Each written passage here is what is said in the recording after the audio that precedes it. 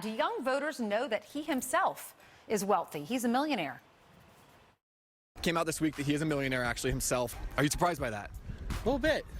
Why? Doesn't seem like the type. I mean, I had no idea, but I don't know. He's just like a classic career politician. I feel like obviously he's got to be a millionaire. Campus Reform Media Director Cabot Phillips spoke to those students at the University of New Hampshire to get their take on Mr. Sanders' millionaire status, and he joins us now with more from D.C. Hey, Cabot.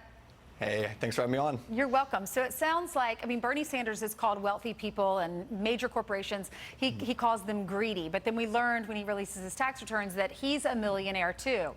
And there's nothing wrong with that, but he's calling wealthy people greedy. So you went to the campus, and what'd you find?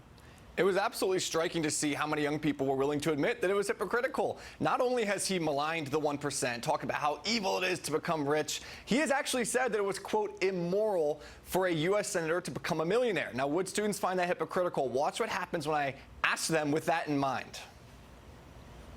I think it is very hypocritical. Like constantly preaching about, the billionaires, millionaires being the problem, but, he himself is one. That definitely sounds hypocritical to be advocating for those type of things, but also be a millionaire. There's a lot of social inequities created by the income gap. I mean, he's part of that. I think that a lot of these candidates have a ton of money and love to take away money from the middle class.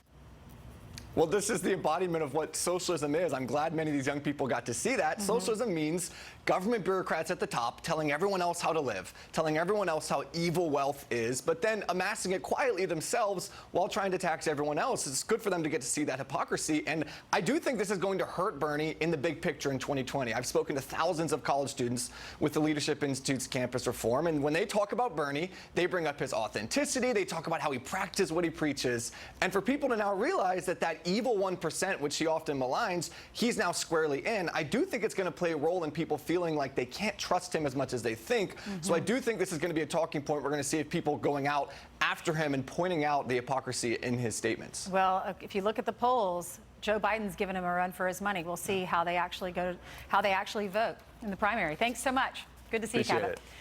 Okay, thanks. Big final hour straight ahead. Senator Marsha Black.